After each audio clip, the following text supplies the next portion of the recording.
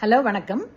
நம்ம இதில் பெரியவங்க பழைய காலத்திலேயே நம்ம டீச்சர்ஸ் எல்லாம் யாரான சரியாக படிக்கலைன்னாக்கா உடனே தோப்பு கண்ணு போட சொல்லுவாங்க. அதே மாதிரி நம்ம பிள்ளையார்கிட்டையும் நம்ம நல்லா எக்ஸாம் பாஸ் ஆகணும் அப்படின்னு சொல்லிட்டு வேண்டிக்கிட்டு தோப்பு கண்ணு போடுறோம்.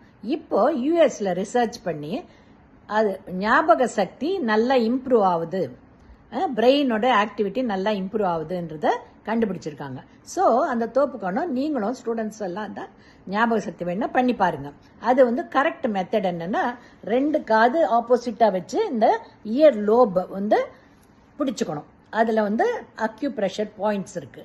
அதை டைட்டாக பிடிச்சிக்கிட்டு சிட் ஸ்டாண்ட் அந்த மாதிரி தோப்பு கண்ணம் போடும்போது நம்ம பிரெயின் நல்லா ஆக்டிவேட் ஆகுதான்.